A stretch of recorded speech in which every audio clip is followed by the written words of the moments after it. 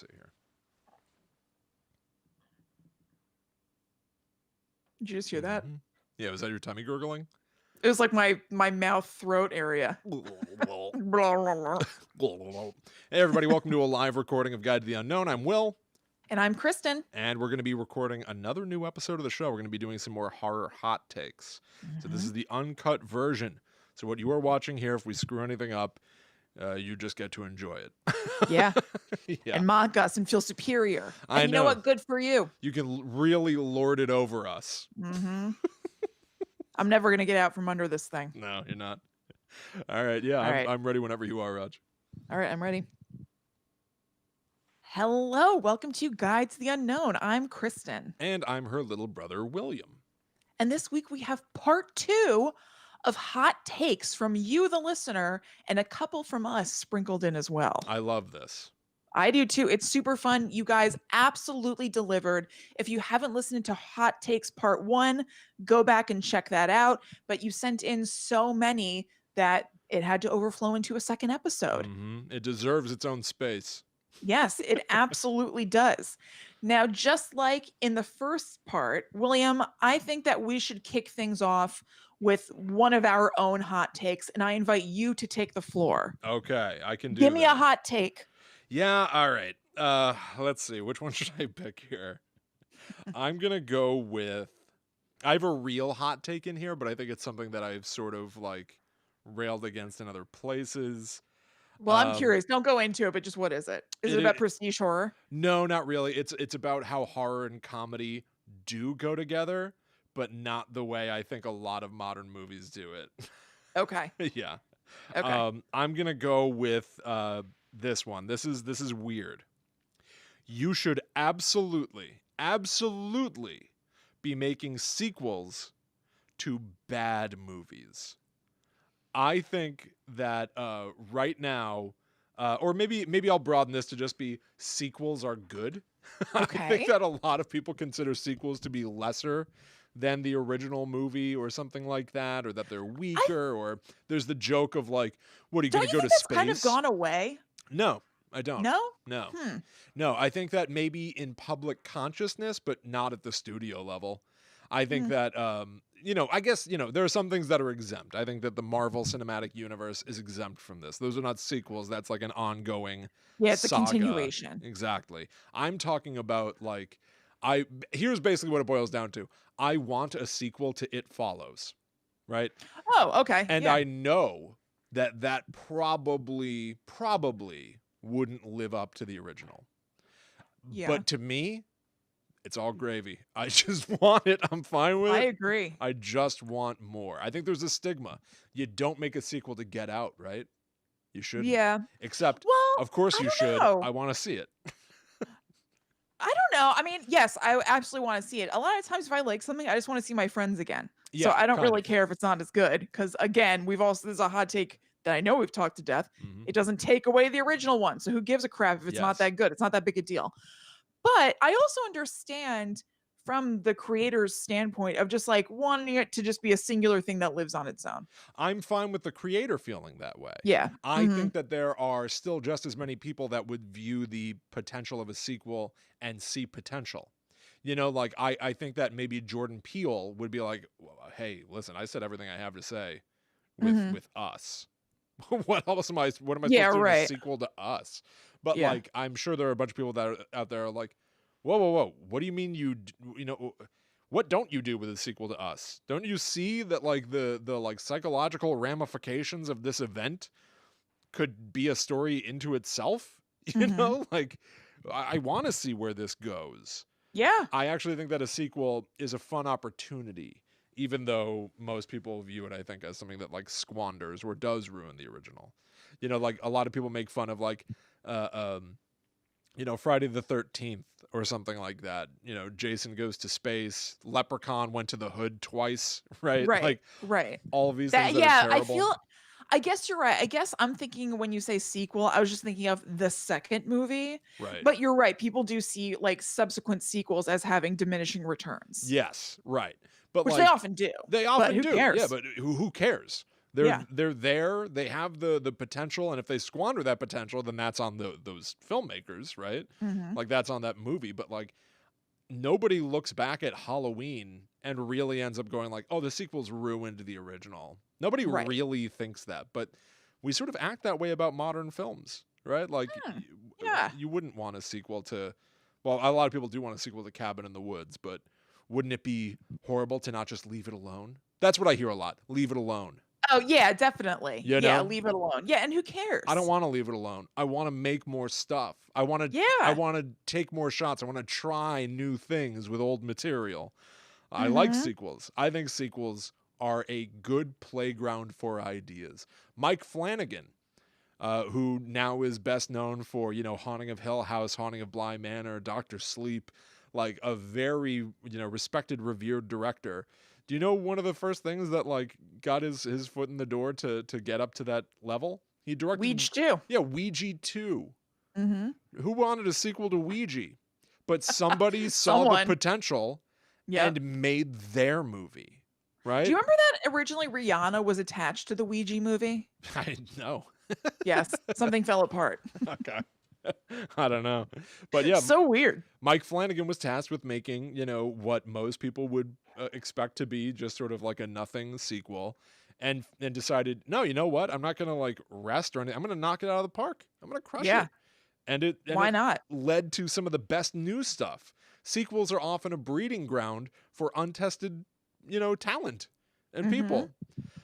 Also, as far as It Follows goes, I remember right after It Follows came out, one of the producers was like, "Well, we have been talking about a sequel.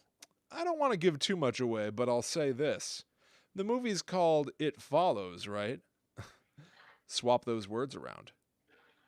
Oh my god, I hate it when people do stuff like that. Just let you figure it out, right? He makes Yeah, like when Ted Bundy said, they said, "Did you kill 13 people?" And he said, "Add 1 to that."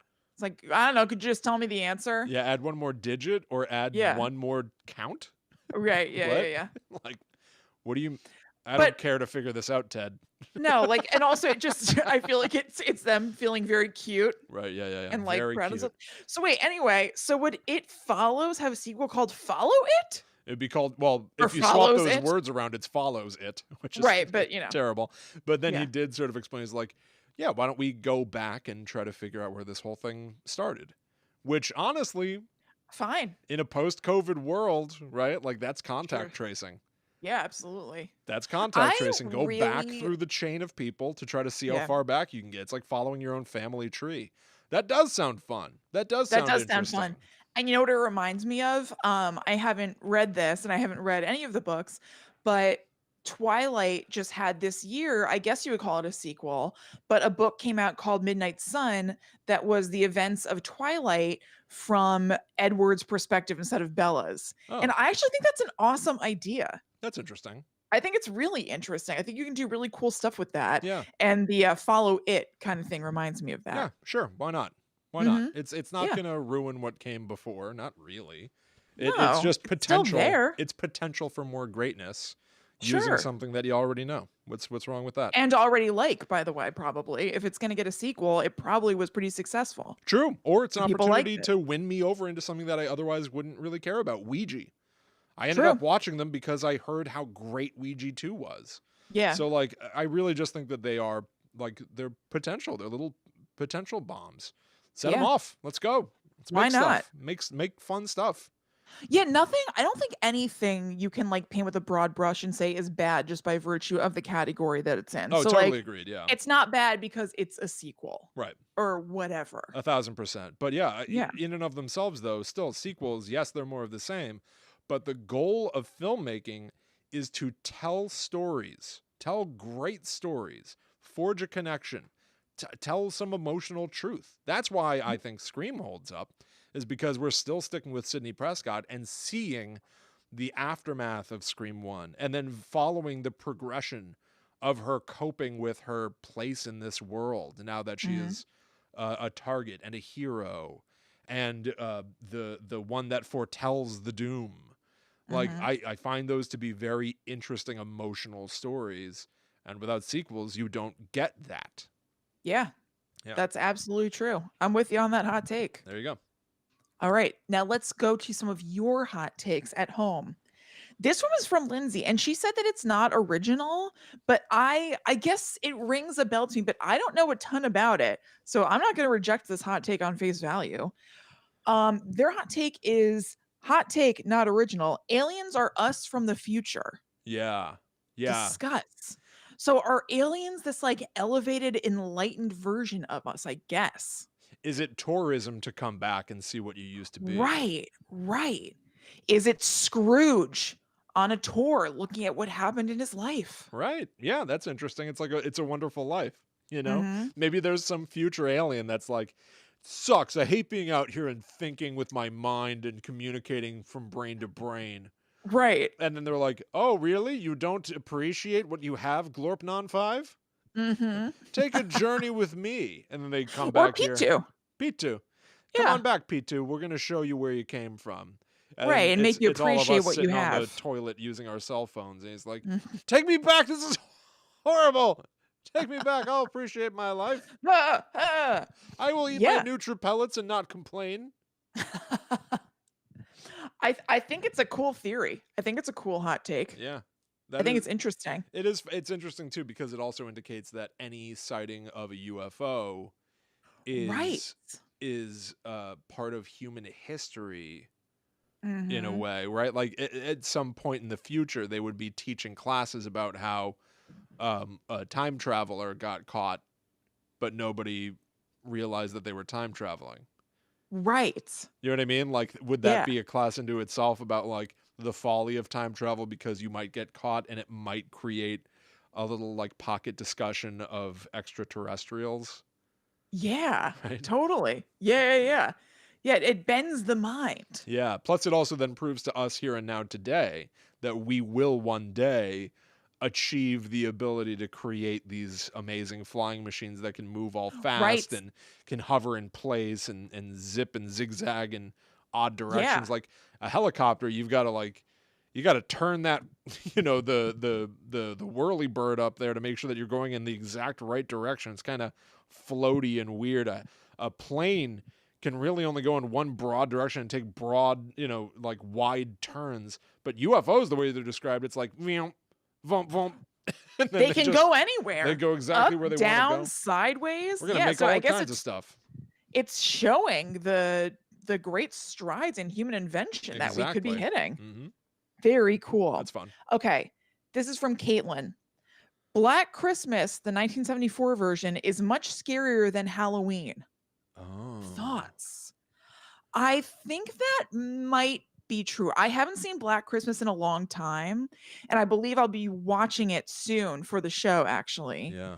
And I think Black Christmas might be freakier than Halloween to me. You know, I think. that's interesting. I'm not saying better Uh-huh. necessarily because I Right. really love Halloween. I would say Halloween is better than Black Christmas, but I think that I am more unsettled by Black Christmas than Halloween. So I Yes. think I might be with Caitlin on this hot take. Unsettling is 1,000% right. I think Mhm. that it gets back to the core of what is a scary movie and what does a scary movie do. I don't know that a scary movie often scares me. Same. It presents subject matter which is frightening if you're in that situation, but Mhm. I know that I'm in my living room. Right. However, there's a quality to Black Christmas that is so uncomfortable It's and odd. off. Yeah, it's a bit Yeah. off. The like timing of it is a little off. Things just go on and on and on. One It's a of those weird movie. they get an intimidating violent phone call from somebody Mhm. that they can't see and he's just going, "Wow, you pig. You pig." Just like not saying things that make any sort of logical sense or Right. they're not things that you can even understand what mindset he's in. And it's so unhinged. You get the idea that the person on the phone is so detached from reality that it does make you feel vulnerable somehow. Right. Right? Yeah, it's a weird movie. And Halloween is great, but Halloween I almost think is like now these days it's almost just like an interesting little work of art. Like it's just like a Yeah, and it's slow very moving. straightforward. Yeah, very straightforward. Yeah. Like, there's a bad guy, and he's coming for you, and he's Yep. gonna be unrelentingly coming for you, and that's part of what's so cool about it is the simplicity, I think, Hmm. and the unrelentingness too. Yep. It's coming, he's Hmm. walking, he doesn't even have to run for you, it's just happening. Yeah, it's like a Um, shark attack movie. And then Black yeah, Christmas is like, um, it's all there's over the just place, kind of. I don't even know what the hell this guy's motive is. He Yeah, like, what's seems to happening? be Why is he doing he's this? really worked up, this guy. Yeah. I don't know Whew, what's this going guy on. has a bee in his He bonnet. sure does. Woo! So, I gotta say, I do find it more unsettling and hence scarier than Halloween. Yeah, I'm gonna go with that. I'm gonna agree. I'm gonna go ahead and Mhm. agree.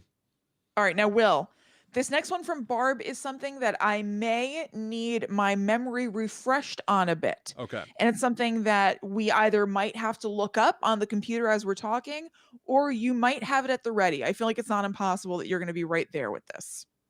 Barb says, Detective Hoffman from Saw needs to have survived his last trap. My friend and I refuse to believe he didn't.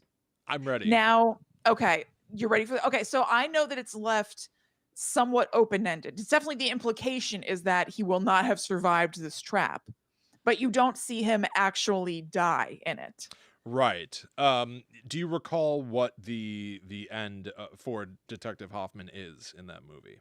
I do. It's that Carrie Elwes, the doctor from the first movie, we find out that he is Jigsaw's apprentice, having survived his trap, and he then like kidnaps Detective Hoffman, who was also a Jigsaw apprentice, Hmm.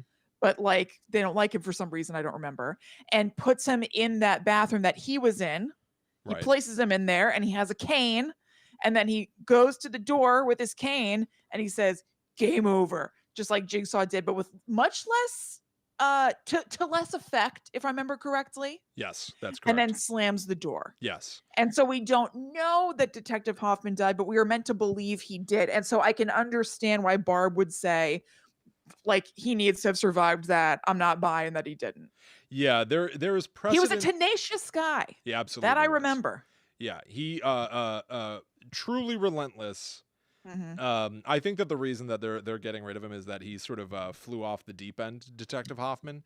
He He was pretty going rogue a little or something? Yeah, he was creating a bunch of traps that people couldn't possibly escape from. Okay. He was sort of sipping his own tea a little too Mm. much, I think. I don't He's think that feeling himself, feeling his oats. he was. I don't think that he was quite following the Jigsaw. There's a whole thing in the Saw series that, Jigsaw's mentality and methodology is paramount. That, Right. he puts you in the trap, he doesn't kill you. He gives you an opportunity to escape yourself. And so Hoffman wasn't quite Mm. doing that. He was kind of selfishly going about his goals. Right. Now, Kristen, I do have to say I can't turn this to show you, but I am watching the end of Saw 3D right this second. Great. Because I just wanted to confirm a few things. So Mhm. Saw, the iconic location of Saw is the bathroom, Yeah. right? It's like this like a very industrial bathroom. And in the very first movie, Cary Elwes is chained in there with his foot to a pipe. At the end of that movie, he uses a hacksaw to cut off his foot. The very famous moment from the trailer is realizing we've got these hacksaws. It's not to cut through the chains, it's to cut through our feet. We have seen people in that bathroom in, like, I want to say at least four of the movies. Mhm. Uh, uh, uh, Detective Matthews. There's a character named Detective Matthews played by Donnie Wahlberg. Oh, yeah, that's right. Yes. And in Saw 3, he begins that movie chained up in that bathroom with his foot in a shackle. He Right. has no access to a hacksaw, but he is tenacious as well and refuses to let this be the end. So he just grabs the lid of a toilet nearby and crushes his foot until he can slip it through the shackle and leave. Oh my god, And that's he right. he does get out. I just watched at the end of Saw 3D. Detective Hoffman is indeed shackled in the bathroom. Cary Elwes picks up the hacksaw that he had used in Saw 1 to cut off his own foot and dramatically Throws it throws it over. at the camera because this is a 3D movie.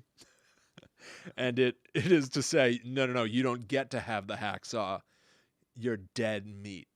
But Right, because you didn't let other people have the opportunity. You didn't give them the hacksaw metaphorically. exactly. But we've got precedent set by Saw 3 that you can still escape that exact trap. So I'm going to say, sure. Yeah, I'll go with that. I do Yeah. think that they've already proven in the franchise that you can escape that exact scenario. Mm-hmm. And so why wouldn't this guy be able to? I don't think that he's just going to sit in there and let himself, starve to death or anything like that. I do. Especially because this guy has gotten into a lot of scraps and stuff before. Right. And come out on top-ish. Yes. So I think he's finding a way. Per the reality of that world, I think that he'd get out of there. I don't know if that means that he'd be part of any future movie. Like, very famously, they're doing the Chris Rock reboot. I have no idea what's going on with that, but I bet Detective Hoffman's not part of that I don't think equation. So. But, like, if there's an extended Saw universe, I would absolutely say that he's out there. I would too. I remember that guy was just going at it. Yeah. Like I will admit I had to Google real quick. I just want to see Detective Hoffman's face. Yeah. So I remembered the right person. I was like, oh, this guy. Costas He Mandylor. got out of there. Yes, exactly. He survived the bear trap. He was on Sex and the City. Yep. He survived the reverse bear trap as well. So yes, he did.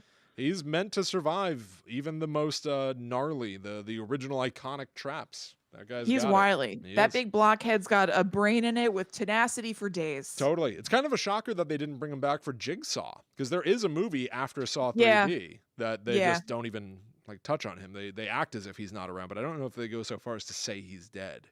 So I think hope is still out there. I honestly don't remember. Yeah. Agreed. No, Agreed. He would survive. Keep the faith, Barb. We're with you and your friend. Don't give up on him. No, not yet. Okay, so Tracy has something that, as we record, is timely. Maybe not when this actually airs. Tracy says The Muppet Christmas Carol is actually the scariest film ever made. The scariest film ever made. That might be a true hot take for me. That's a hot take. I don't know about scariest film ever made, but I will say on Patreon in December, our episode was about freaky things from holiday movies, and we spent a lot of time on the Muppet Christmas Carol talking about the Ghost of Christmas Past and the Ghost of Christmas Future, who are both very scary, very bizarre, very creepy. Yes, unsettling for a child. They're perfectly fit for a kid. There are some movies that, Poltergeist is PG.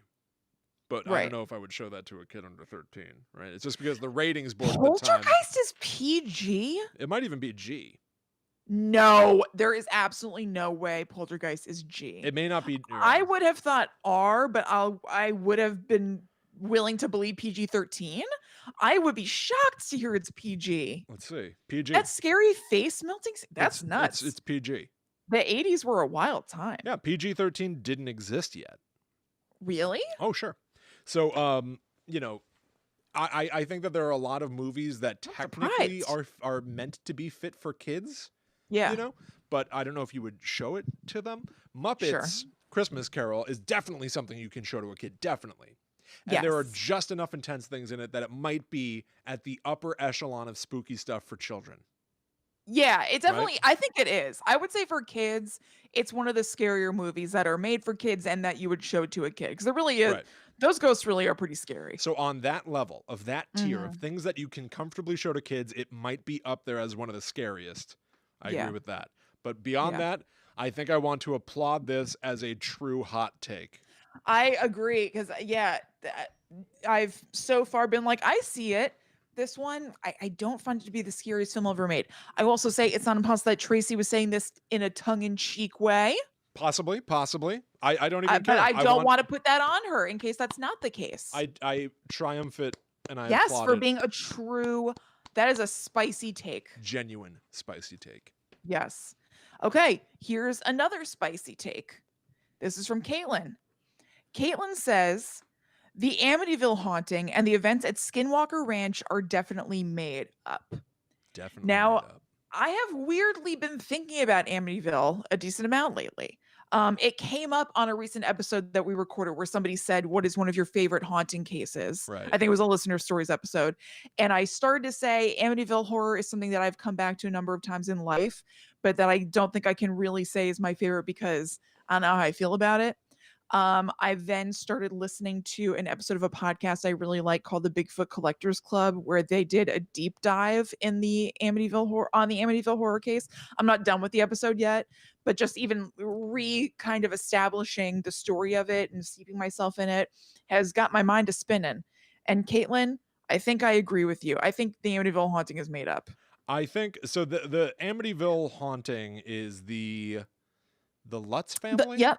Mm-hmm. So the Lutz family claimed that they saw anything from the floating head of a pig, Yeah.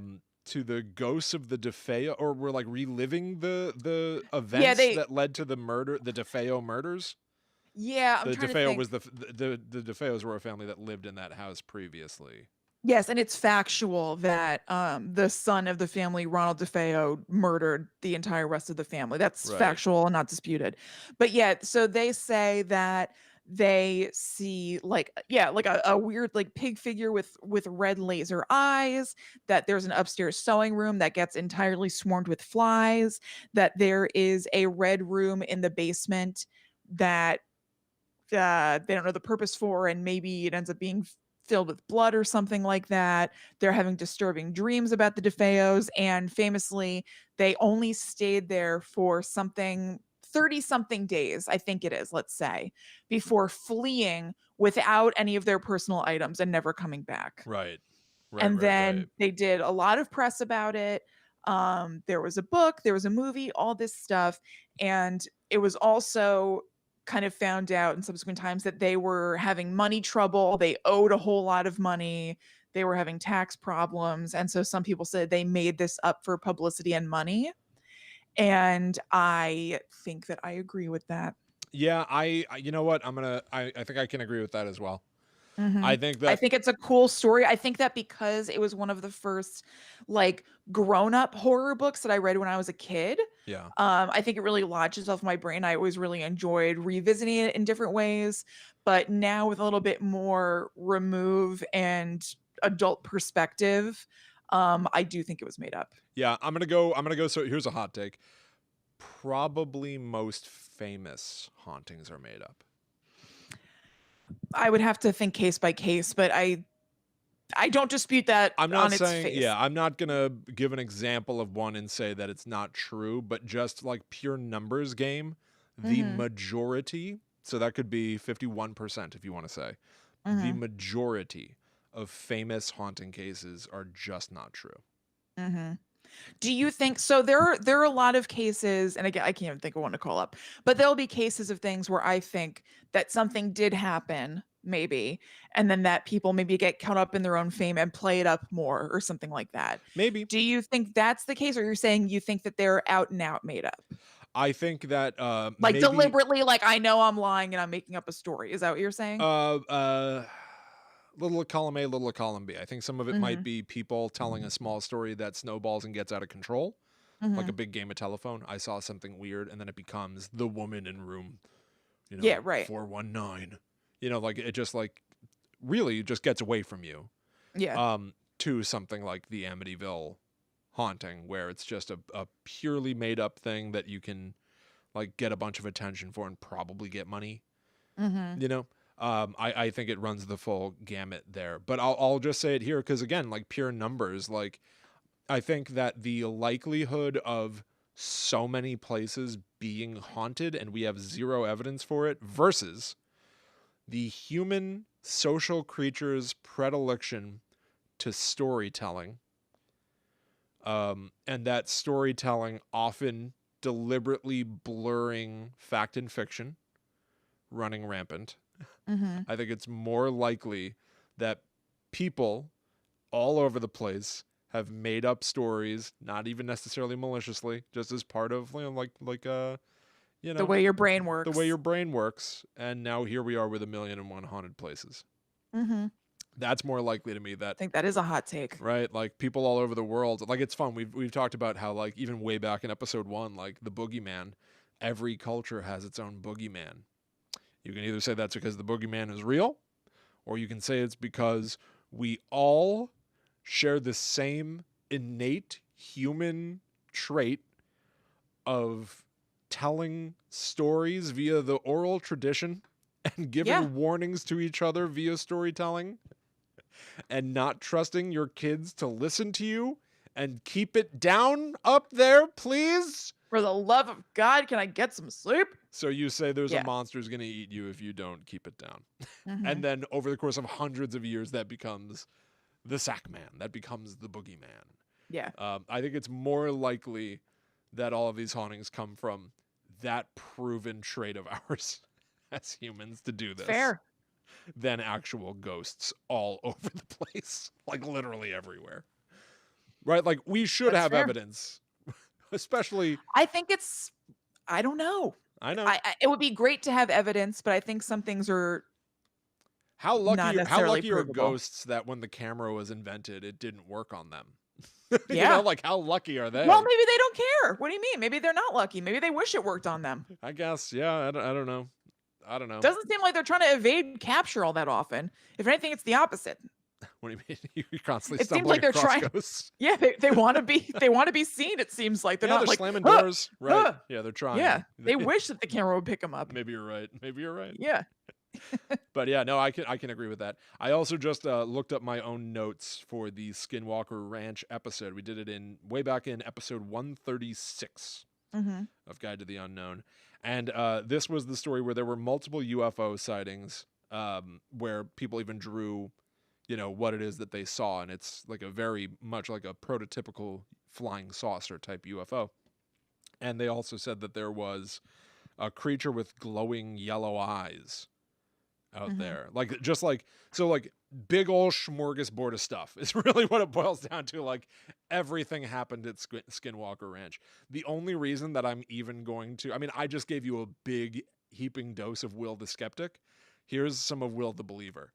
There is a property magnate who in 2016 purchased the land on Skinwalker Ranch and is guarding it carefully. There's fencing surrounding the entire area. Cameras document everything that happens there. They monitor the temperature. They track vibrations. They track sound frequencies. I think that there is, again, like to go with human traits, as much as I think that it's likely for us to make stuff up, I also think that people don't like wasting their money. And I think people like to spend money on things that they're investing in. And somebody believes, someone really, really believes enough to open up their wallet that something's up with Skinwalker Ranch, which is enough to make me go, interesting.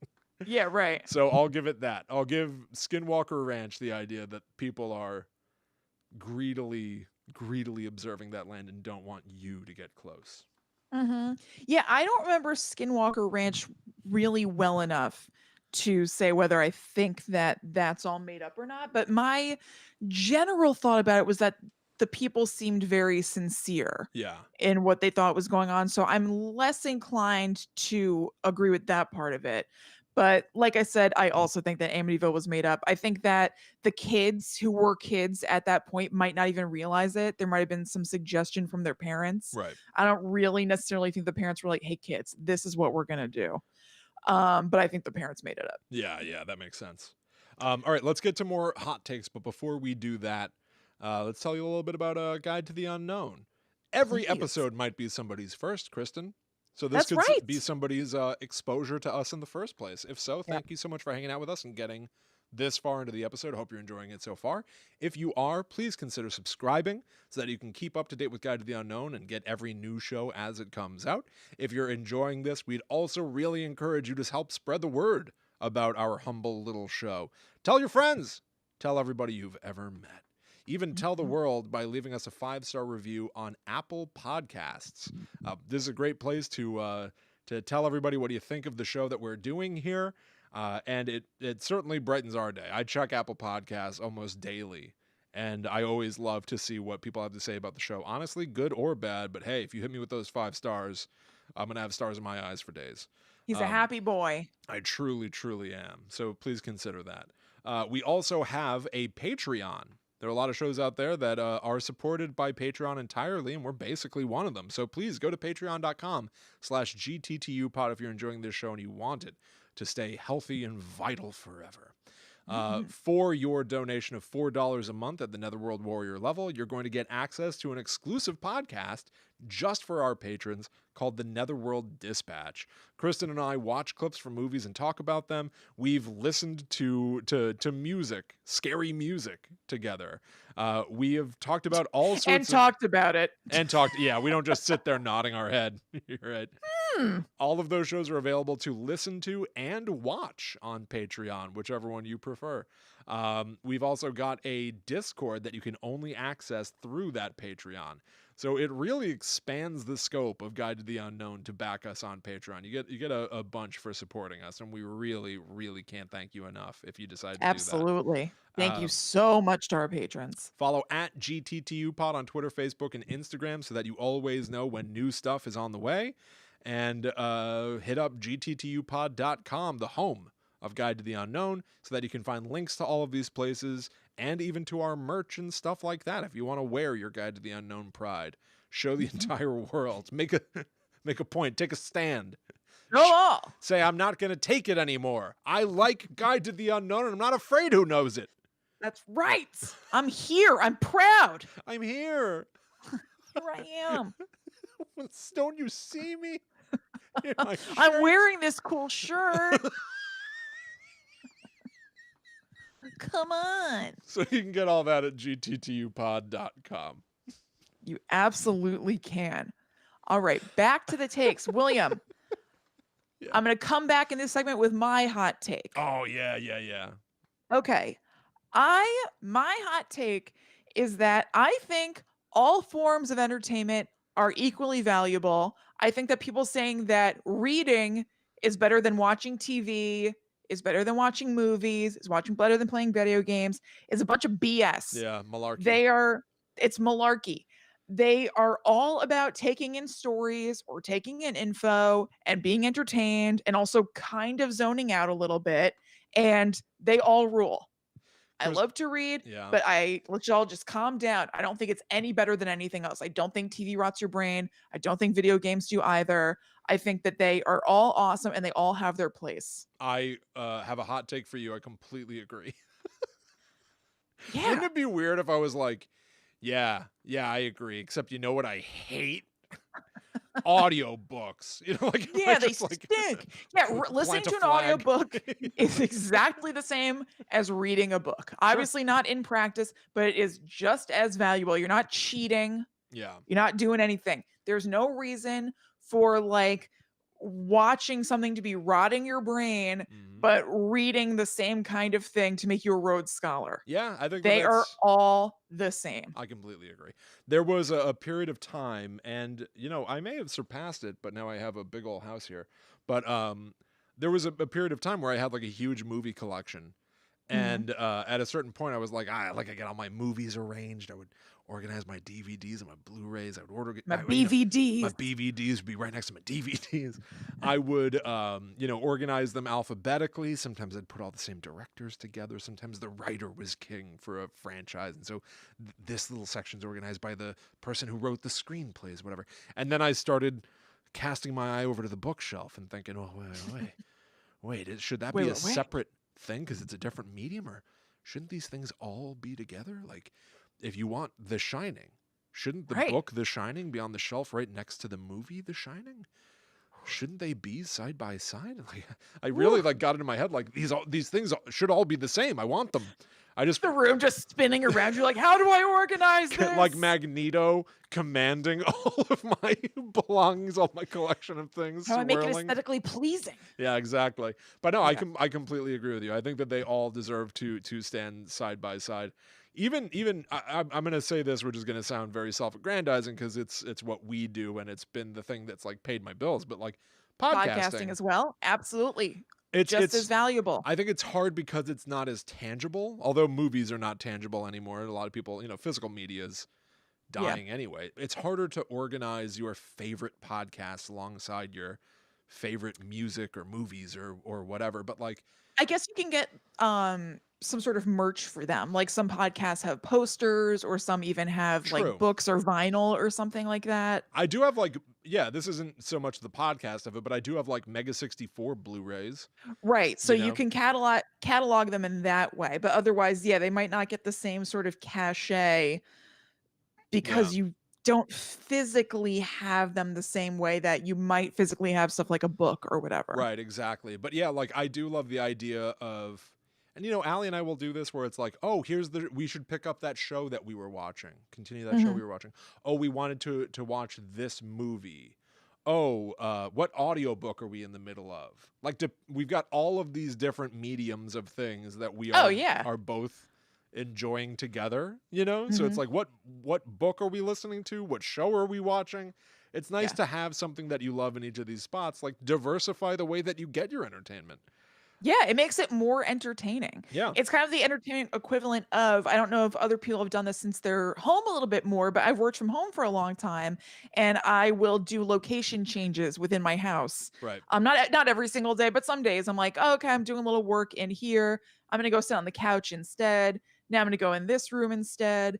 And it's kind of similar. Like you can entertain yourself in these different subtle ways. They're all still either telling you a story or giving you information in some way, Mhm. but they're just different enough that they can stave off boredom. Yeah, I completely agree.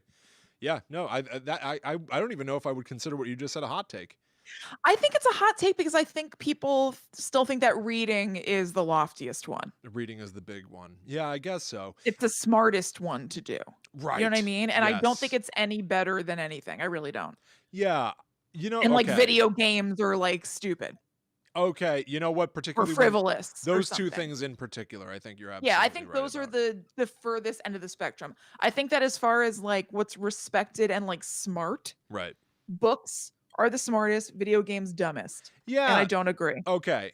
I think it's interesting to think about it that way too, and I wholeheartedly agree with you that that is incorrect. I can feel it even now still. I'm 34 and Mhm. I can feel the faint tremors of aren't I too old to be playing video games? You know? No. And yeah, my answer is no. It's all entertainment. Who gives a It's crap? all entertainment and it's like fascinating to chart, Yeah. like it's such a new medium still, video games. Mm. Like we recently talked about Silent Hill on the show, like, you know, a couple months ago. But Mhm. like I got to play those games for the first time and they're 20 years old and it's like, you know, it's like seeing the how film stock has changed over the years. Filming Yeah. techniques are different. Like you can chart the progress of this medium that's still relatively young and the stories can be so innovative and fascinating and they are something that you couldn't you couldn't correctly convey a In video another game medium. in a book. A book Mhm. cannot be a video game, just like a video game cannot be a book. Right. You know, like they each cover their own medium perfectly. That's why Yeah, people and get they're into all all those great. arguments of like, is the movie better than the book? And it's like, you know, They're totally they're different. Like you might they're be hearing somebody's internal monologue in a book in a way that you don't in a movie. I remember that being I don't know if I would call it a complaint, but whatever. An observation that I had about the Hunger Games books yeah, versus the movie. Like you were in, I think you were in Katniss's mind, yeah, they're first maybe, person, or yeah, something, in the books. And so you care about her and you get it a little bit more in the books than you do in the movie. right. And it's just different. You can't really convey that kind of inner monologue in a movie in a way that's not like really heavy-handed or really stylized the same way you can in a book. And they're just different and It's it's funny. all good. Yeah, it's funny too, the idea that like even in movies now, like we're seeing that medium evolve and change where people are getting kind of annoyed by remakes and reboots and, you know, soft reboots and all these things. And it's like, well, a movie based on a book is kind of a remake. You Mhm. know what I mean? Like Yeah, yeah. I've always said that a movie is another opportunity to hone that material even more, right? Like I always think Mhm. that Stephen King, like his adaptations usually you know, a few good things, a few bad things might happen in the change into making a movie, but it's like just making another draft of the book. It's a remake. Like Right. a movie based Yeah, on it a is. book is a remake. It is, and a lot of times the author works on the movie in some capacity, maybe screenplay or something like Right, and that, they might and it's a fine way to tune. do another take. It's the Yeah, next exactly. draft. It's not Mhm. done. I think the real startling thing is that all the stuff we're making, it's not done. It Just doesn't have because to be. it's not done just because Yeah. you published it. Mm-mm. Like it might keep changing as it tries other mediums. The You can do whatever Shining the hell you want. The Shining tried on movies. Like it like pulled on a movie like a costume and it fit like a glove. Yep. Right? Like but it wasn't the same thing anymore.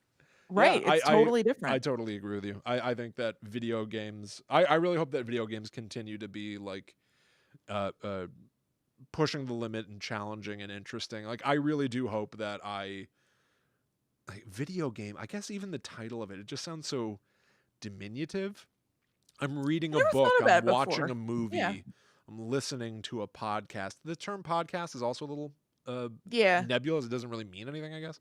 Well, I also think that because anybody can make a podcast, like literally anybody can have one and put it up, that it has a little bit less of an inherent like validation, right or wrong, Right, than a yeah. movie does. Like somebody has to have greenlit a movie or done some stuff. Like literally anybody can just use their phone and Mhm. have a podcast now. So I think that also It's true. takes away from it as like an entire art form of Yeah, respecting this entire thing as a thing, because it's like, well, I that's mean anybody definitely can. true. Yeah. That's definitely true.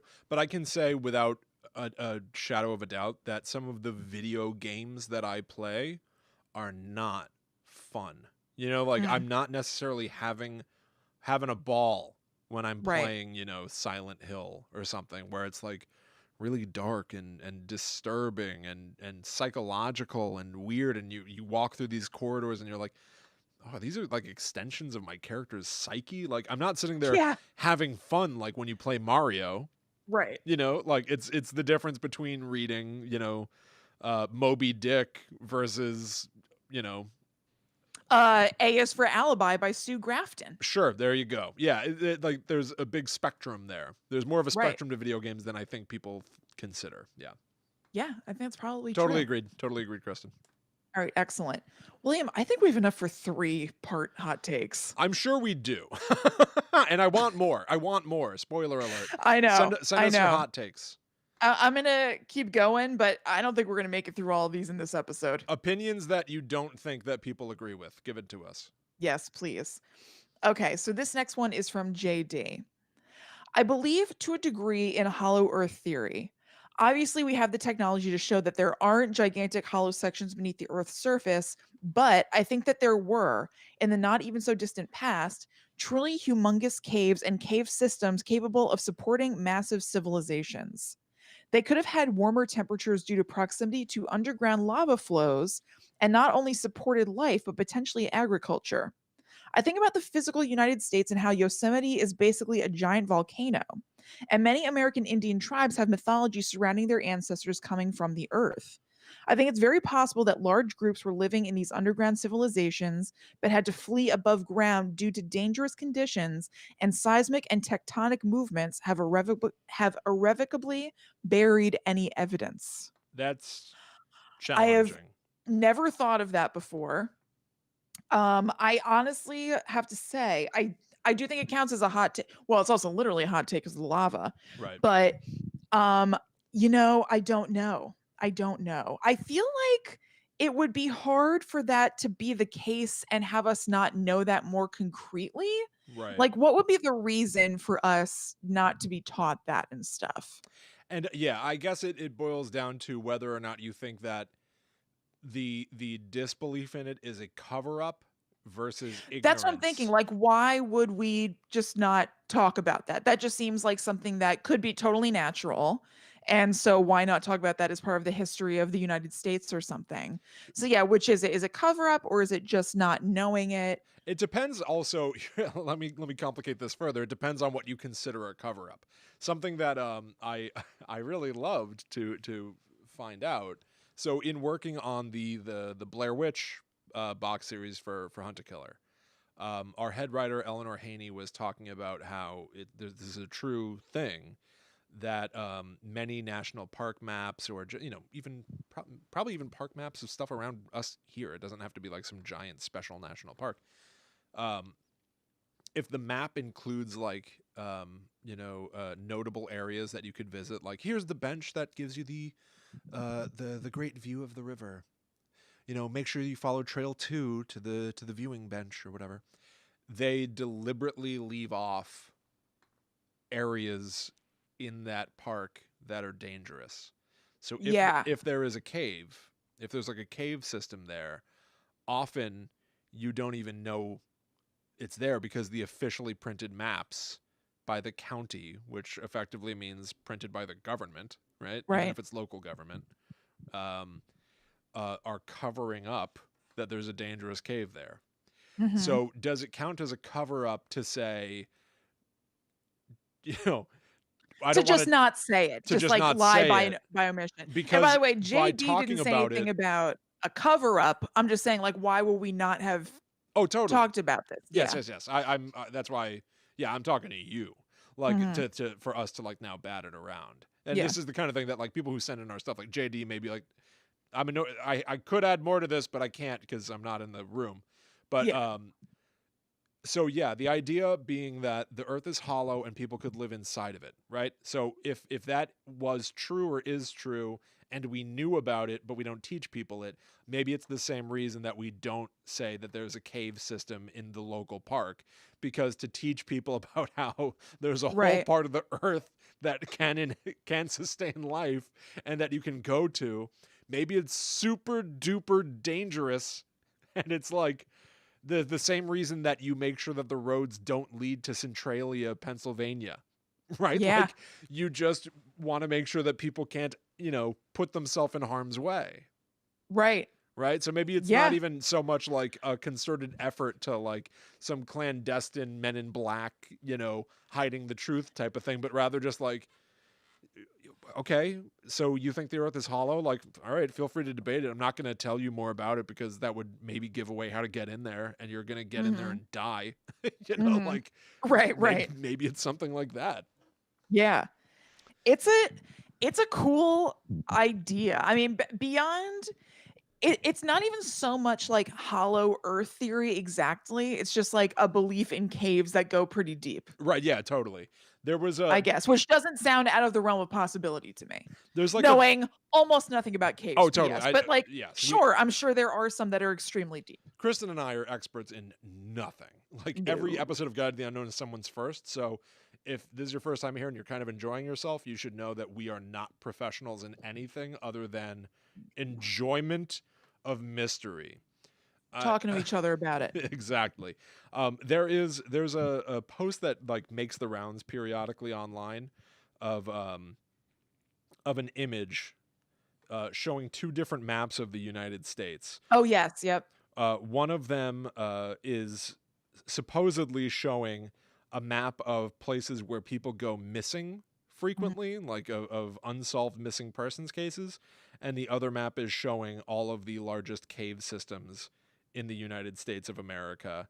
And it's going to be very hard for me to show this, but the text on this image says, the top map shows mysterious cases of people vanishing without a trace. The bottom map shows America's largest cave systems. And so the top map is like, a map of the United States of America with dots all over it. And then the other map of the cave systems is approximately those same exact places. So it indicates people go missing where there are large cave systems. Right. You know what I mean? Like most people go, I guess what this is kind of saying is like most inexplicable missing persons cases are because of caves, which caves. I'm sure caves are on the list of things that result in people going missing, but this is almost making a 100%. Yes, that they're all in caves. Yeah, but I do, it's a good reason not to tell people how you get inside the hollow earth. Yeah, absolutely. But I don't know. It's still if it really did happen that like a lot of first Americans were kind of living in caves and then coming out. Like I understand for safety reasons, not wanting to say exactly where those were, but I just can't think of the reason. and maybe it's because, I don't know, just JD just kind of is just whimsically thinking about this. Right. Like, if that were a thing, I just feel like we would talk about it. I feel like they just wouldn't point you to exactly where those caves were. Yeah, yeah, that's true too.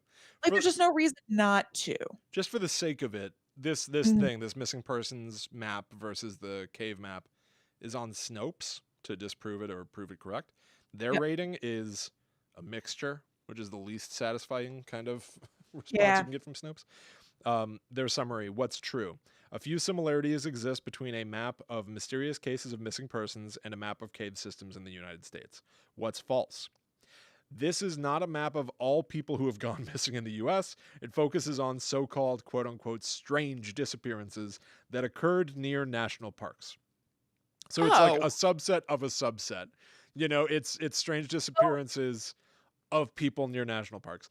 Data from the bottom map was overlaid on top to make the quote unquote coincidence seem stronger. And lastly, correlation does not imply causation. So just because you disappeared near a national park and that national park has a cave does not mean that you disappeared in that cave. It's basically what it's saying. And that's true. Right. Right. Right. Correct. Yeah. All And right. So they're, that's I guess this is filtered to specifically be people who went missing near a cave system. Like that's Mhm. basically like what this Yeah, that's what I was about like to say. short post is. The dots they're showing are basically just what you said. It's Right. people who went missing and there was a cave system. Right. And then it shows like, and look what was by them, the cave system. And it's like, well, yeah, Yeah, that you that's filtered exactly that. what we were filtering for. Scroll back up to the top of your Excel. What are your filters up here? Oh, people who disappeared by caves. Yeah, okay. I think I got you there, Bucker. Yeah, Bucker? we've Bucko? Fucker. Bucker? That's my. Yeah, don't worry about that. That's a cool thing that I say. I'm trying to make Bucker take off. I know it's working, I think. It's cool. I think it's a really cool idea though. Yeah. Oh, I'm Like, down with the speculation yeah. of it. Totally. I wonder if this purely was just kind of like thinking Right. and being like, there are caves. I wonder if this could happen, or if JD came across anything that like sparked this thought. Yeah. Uh, Hit but us back yeah, up, JD, if there it's was really more to it. I'm curious. We haven't even covered Hollow Earth, so I'm sort of like even just going off of what I Mhm. know from like pop knowledge. Right. I think it's a very sweet idea, but I don't know that I can say like, yeah, I'm right there for that hot take. Y'all know It I is love to indeed speculate. hot. Yeah, it is indeed Yeah. hot. Yeah. Okay, so Will, I think this is going to be our last hot take of the episode. Yeah. This one is from Chloe. They say, I think a lot of movies classified as horror should actually be thrillers. For example, I see a lot of people talk about Silence of the Lambs as a horror movie, but considering that it doesn't have any supernatural elements, it can be scary, but not necessarily horror. This is a hot take indeed. I'm about to say this is a perfect hot take to end on because I know that William and I both have thoughts about this. And I applaud the hot take. I every time that something like truly like blows my mind, I want to like take a stand. I'm glad put it out there. I want to. What is the bam bam bam that like foghorn sound? I want to like. Yeah, right. You did it. You did it. It's a true hot take for me. I Yes. have always heard this in the exact reverse order. That Mhm. Silence of the Lambs, most people say is a thriller, but shouldn't it also be considered a horror? I've always heard this in exactly the opposite order. So this is very interesting. I have heard it this way Really? more often. That people are like, people say it's horror, but really it's a thriller. Wow, I'm shocked. I seriously have always heard people say it's a thriller. I've heard both, but I have certainly heard this. That is And fascinating. I think that it's been like I think that people kind of look at it being admitted to the Oscars as evidence that it's more a thriller than a horror movie. Oh, well, I don't like that. I don't either, but I think that that is a thing. Right. I mean, just because something gets to the Oscars and that because it got to the Oscars, it should be a thriller is to Because say horror is should good never enough. be acknowledged by the Academy, which Mhm. I disagree with. I think that horror is a completely valid form of storytelling. This is interesting too because this also posits the idea that horror should or primarily has elements of supernatural I know. That's what stood out events to me taking about place. this. Right. Yes. Can you read it again? Yes. I think a lot of movies classified as horror should actually be thrillers. For example, I see a lot of people talk about Silence of the Lambs as a horror movie, but considering that it doesn't have any supernatural elements, it can be scary, but not necessarily horror. Let's I'm gonna go ahead and Google thriller movie. I want to see what the like common definition of this is. I think thrillers are usually kind of like crime based, and Right. Silence of the Lambs is certainly that. Yes. But Decidedly a crime based yes, movie, yeah. yes, for sure. But I think even though these things do happen in real life, I think that it is fantastical in some ways. And even though it's not supernatural, it's so visceral. Like, I think that there is a visceral thing to horror that is a little bit less present in thrillers. I think that thrillers, and I'm saying this as I'm thinking it as I say it, so it's not fully formed. Sure. But I think thrillers might be felt and seen at a little bit of an intellectual distance, whereas horror is a little bit more visceral and putting yourself in that spot Ah, that's in a very interesting. real way. So let me think of something that would be a So that thriller. you're sort of saying that a thriller is meant to almost be a little bit cerebral while a horror is meant to be a little more boots on the ground in Mhm. the moment. Yes. Yes, with shocks. I think Things that that shock you. I don't think there are a lot of shocks in a usually in thriller. thrillers. Uh Something that I would say also rides the line, and I know you just watched this, William. Would you call Fatal Attraction a horror movie? hmm. No. No. Yeah. No, I think I I would call it, I guess thriller. There are elements of drama in it. yeah. There are elements of That horror. boiling scene is kinda horror-y. Yes. Yeah, it is, I guess. I don't know. I gotta tell you, this is weird. As somebody that I would describe myself as a horror fan, I don't know that I like the I was labels, thinking about that recently. right? I know. I know. So I think this is interesting to think about, but I also find it frustrating to think about, because it doesn't matter that much to me. I almost find it like a little, I'm not saying that Chloe's irrelevant or anything at all, but just kind of like, who cares? And I understand that we categorize things and catalog them, and because we already do it, it's interesting Right. to see what fits into those categories.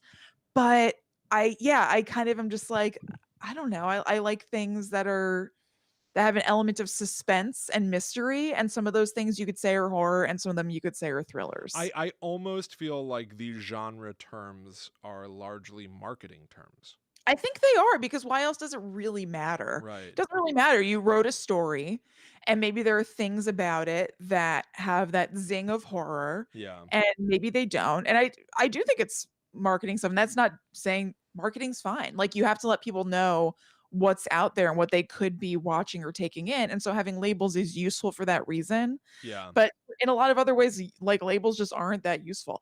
I ran into this recently when I wrote an article for Hunt to Killer about found footage movies, Right. and I was talking about what counts as found footage and what doesn't, and I, like, almost, like, metaphorically or maybe actually, like, wanted to push my computer away, and I was like, "I don't really care. Why am I even writing about this?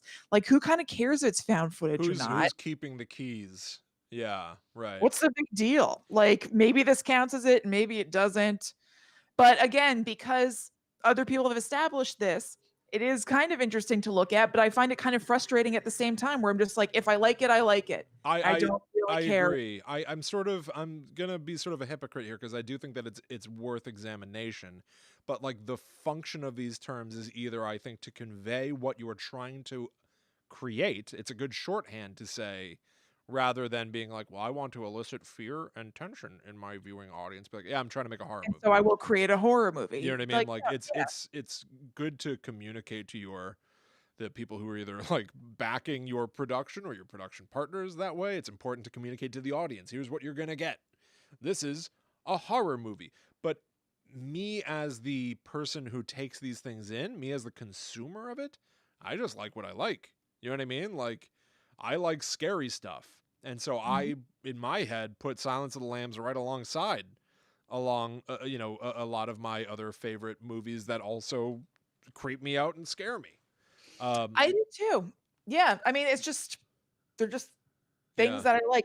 But if I had to find the dividing line, I guess I would think of things that feel a little bit like horrifying, not to overuse, sure. horrifying, and you can kind of put yourself in that position versus things that you're at a little bit of a remove and watching the story unfold.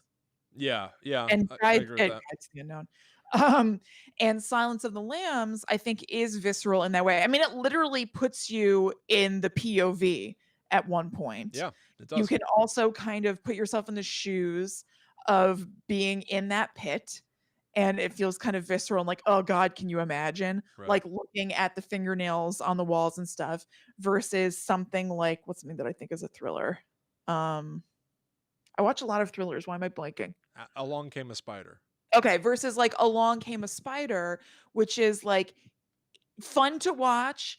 It's exciting. You see the twists and turns, but I think you feel them a little bit less. Right. So I guess my dividing line is a visceral feeling as opposed to supernatural or not. And I find Silence of the Lambs to be a very visceral movie. Yeah, yeah, I think that's interesting. Just for the sake of it, Wikipedia's sort of definition of a thriller.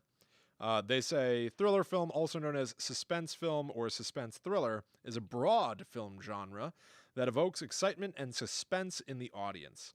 The suspense element found in most films' plots is particularly exploited by the filmmaker in this genre.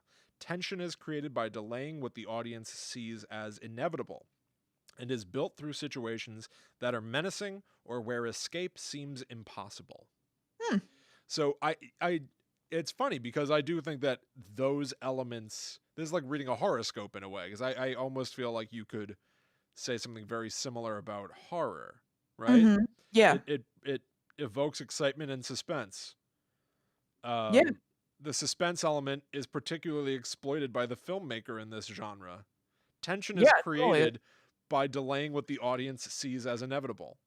Mm-hmm. Right? Like that applies to me equally to Jaws and Jason and Kiss the Well, Girls and like interestingly, so Chloe's isn't going to be totally the last hot take because I realized the very next one is completely in the same category. Caitlin's hot take was that Jaws is not a horror movie. aha, see that's So interesting Caitlin and too. Chloe are thinking similarly. Yeah, that's very interesting. Yeah, I guess yeah, where is your line? I almost think that it might be something that is like up to the individual to decide, which is again why I applaud the hot take. It's yours. Too. Your I like world, that in too. your world, for you, these rules can be whatever you want them to be. So I like, also think hell that yeah. in general, maybe the broader dividing line for people whoever it is who decides these things is violence or graphic violence. I think that that's interesting though too. Jaws, right? Like I think that we all agree. I think we all agree that Jaws is like, one of the biggest blockbuster adventure films. It's early Spielberg. He sort of, like invented the blockbuster. We all love it. People of We all love ages love Jaws. It's also a movie where the Kittner boy is ripped apart by a shark and everyone's running and screaming and there's blood in the water that's blooming out. It's also the movie where Richard Dreyfuss jumps into the water to examine the hull of a ship and he sees a severed head float through the hole. It's also the movie where Quint is bitten in half by the shark and shaken around on the boat as blood spurts out of his mouth. So what is Jaws? Do people not like horror? Right? Like horror is the video games of Yes. film genres, I right? think a Like lot of it is that, yeah. yeah, I think that horror, everybody thinks that horror is Jack Frost 2 Revenge of the Mutant Killer Snowman. That's what people think. There's like a twist of insult to horror. It's like a Yes. little bit invalidating. It's a little bit of a put down, which is why terms like prestige horror and Yeah. thriller is so important because it's saying we're not like that. Yes. Don't worry, I'm not like um Leprechaun Back to the Hood. Yes. Don't worry. It's interesting because like, Yeah. under the right circumstances, general audiences love to see a guy with blood dribbling out of his face. Mhm. They're fine with it. Yes. They just need to know that it wasn't made by a dummy. Yeah, That's yeah, really by what a it boils. prestigious director who you can Right. trust for quality. I think it's You fascinating. can't always trust horror for quality in a Right. lot of people's minds. True. Which is the same with comedy. And same with podcasts, like I was just saying, you can't always trust that genre for quality because it's not quality controlled as much. 1,000%. And I Oh, think you that like romantic movies? Okay, well, should we judge all romantic movies by what's on the Hallmark Channel, or the best of it? Can't we right. judge things by their own merits rather than label the entire genre by the worst parts of it? I mean, honestly, I really everything is like this. That's what I'm saying. Yeah, No, totally. I know. I'm not arguing with you. I'm just saying it's just I've come to just feel that every single thing on earth is like this. Nothing is just one thing. There's a spectrum for absolutely every single category of everything. Absolutely. Everything. Everything is a Mhm. spectrum.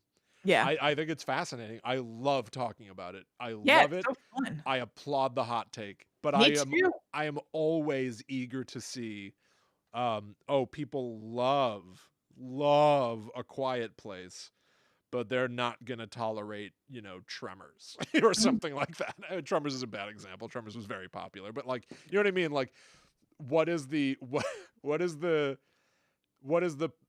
general audience's palate? When do they Yeah, allow horror in? What are they going to call it to get away with liking it? that's right. I 'Cause also wrote an article about this. If yeah, you go to you did. huntingkiller.com/blog. You did. You've covered it all. You've said it all, Kristen. You've probably said too much. In fact, I think I have, so I better get out of here. This was great. I love doing And these. guess what? We're gonna have a third. These are free, like these are like free flowing nonlinear conversations. I think they're very enjoyable. I Yeah, really hope that people out there are enjoying them as well, because I have a problem and I might not be able to get enough of this. I know. Um, I really, really like it. So we're Send gonna in do your hot takes. The hotter the better. I don't You can see it may, even if I disagree with you, I hope it doesn't come across as saying you're wrong. No one's wrong or right. Everything we're saying here is a pure opinion. I applaud everybody's hot takes. I love hearing them. I love horror and I love talking about it and taking the temperature of it and debating it. I love it. I it's want this to be very my life, and it kind of is. yes, it's super, Yeah. super fun and interesting. Hell yeah. So by all means, Yeah, send them in. what are gttupod@gmail.com, at gttupod on Twitter, Facebook, and Instagram. Let us know. Let us know. absolutely. All right, All everybody. right. We are at the end. gttupod.com. Find the links there to get to Patreon. Find the links to get to our TeePublic store so you can get some merch. Talk to other listeners and viewers in our Discord. We've also got a private Facebook group if you're not one of the Patreon backers. Get into it. Let's really mix it up. I love debating these things. I think it's very, very fun. You can also talk to us. That's right. I'm at Chillin' Kristen. And I am at The Myth Traveler. So we will see you all again next time for more horror discussions. Sometimes discussions about horror. Yeah. But until that time comes, we must travel. Back to the netherworld go we. Cool. I truly feel amped. This is probably what kids felt like on the debate team, right? Like, Yeah. Except it's like not even a debate because we're just talking about it. Right. While I was just like dreaming of getting that relaxation class in gym. Oh This my is what God, like the kids tell were me doing about in debate class, where they're getting themselves amped. Yeah, getting pumped. I'm gonna go I know. So talking about things that you've got to charge about is the best. I know. I feel I could rip through a phone book right now. Go do it. Yeah. Hell yeah, Raj. Yeah, that was great. That was great. That was super fun. Totes. So we have 5 more hot takes. It's only Hopefully 5. more. So, How many? So we only got through 8? yes.